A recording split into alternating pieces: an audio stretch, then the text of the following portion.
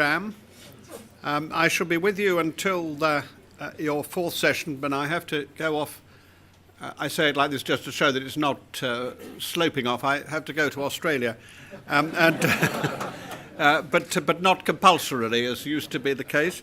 I'm very pleased with the reaction so far. It seems to me that we've been led through this whole story in a way which has been very helpful to all of us, those who are starters and those who have been, I won't say living with AD, but certainly feeling like that for a long time. So I just want to have another word of thanks to those who've made this possible, because it seems to me to be a crucially important subject done in a very sensible way.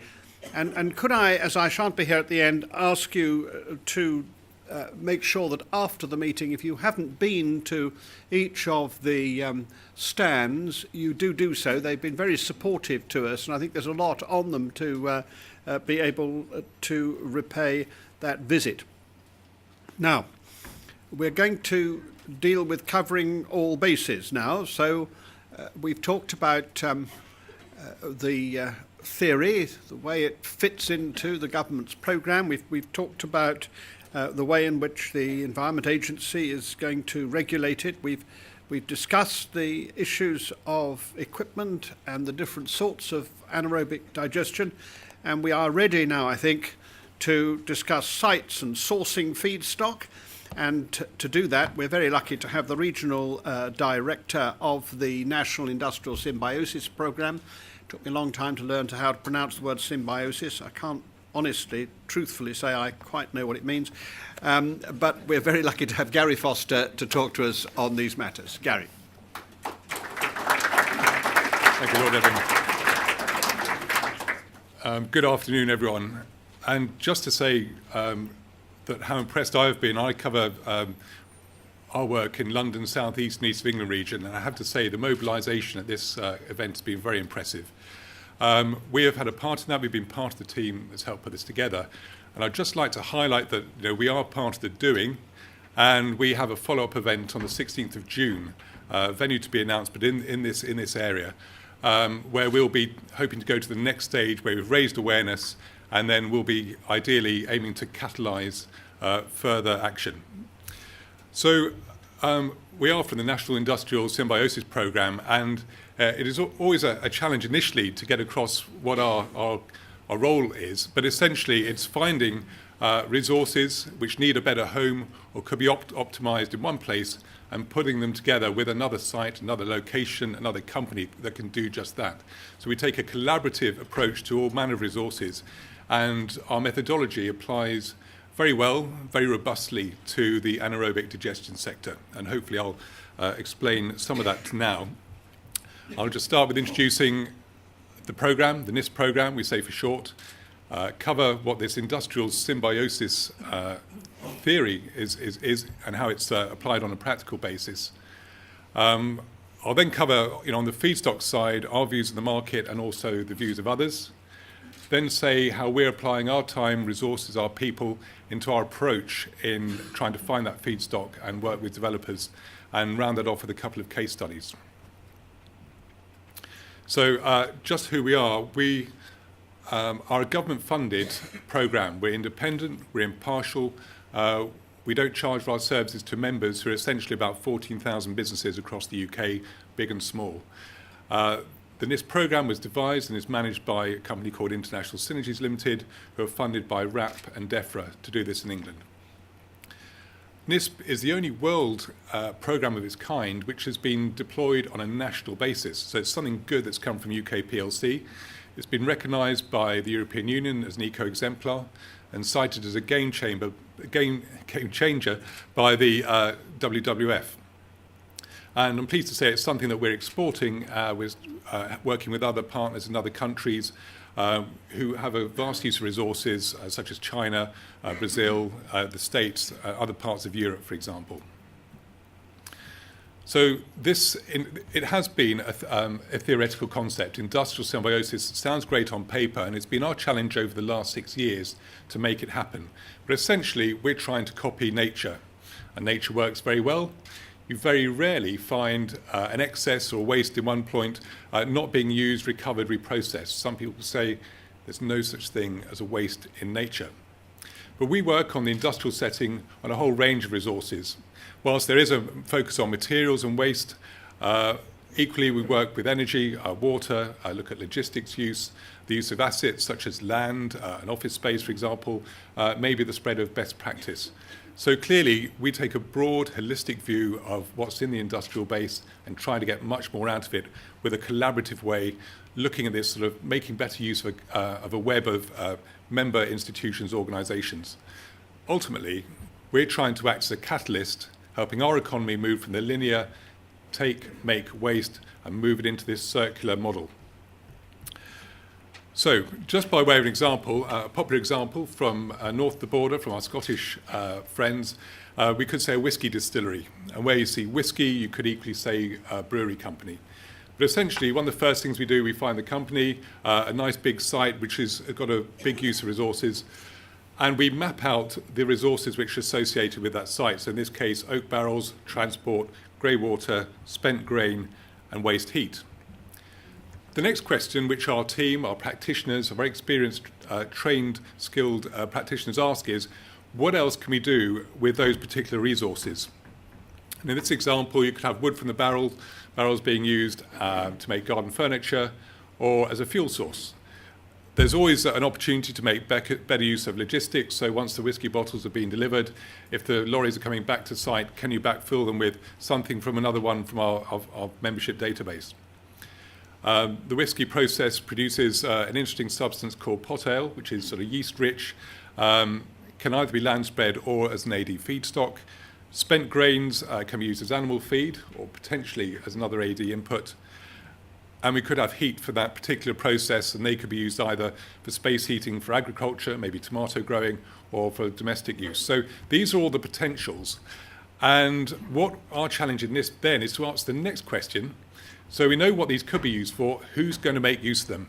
And we then connect this particular large organisation and its resources very effectively, we like to think, with a hinterland of other potential organisations that could provide solutions, maybe reprocessing, or actually use those resources directly themselves. So that's what we do in life.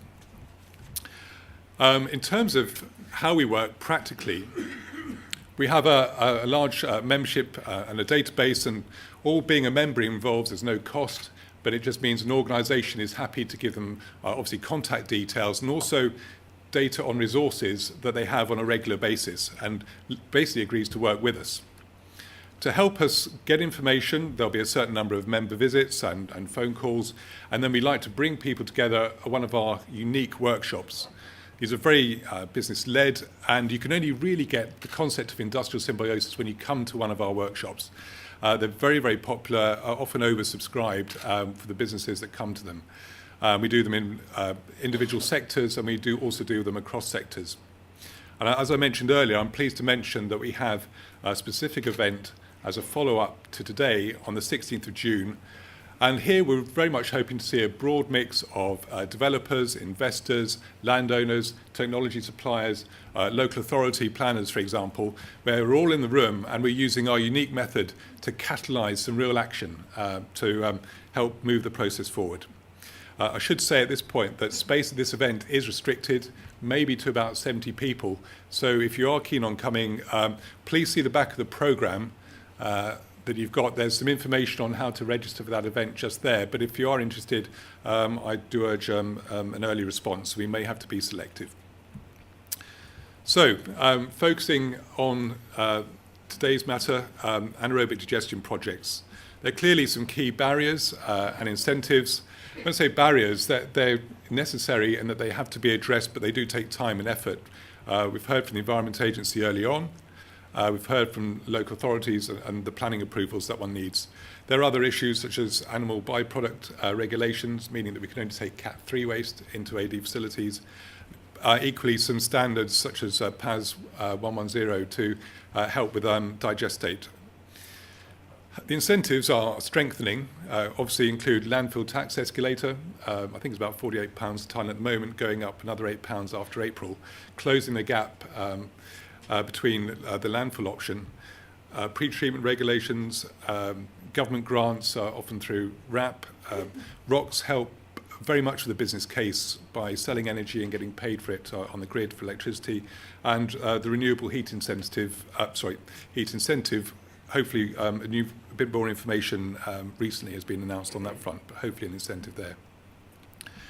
So, what feedstock is available? Well, looking at the work that others have done, a consultancy called Urban Mines, 2009, said about 1 million tonnes a year total of animal and vegetable waste was available in the East of England region, or potentially available, and with a mix of 50-50 municipal and commercial industrial split.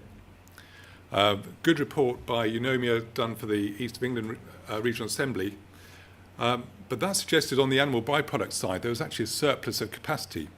However, there is a presumption that with greater segregation there will be a greater demand for processing capacity, so that should even out in the long term.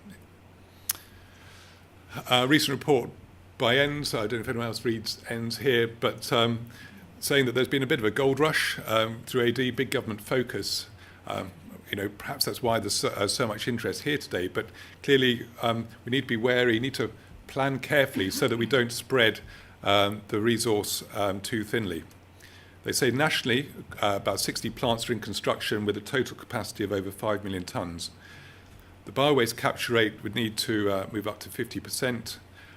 And on the commercial industrial side, and this is, to be honest, NISP really focused on the commercial industrial side, the waste arisings are just under 4 million tonnes.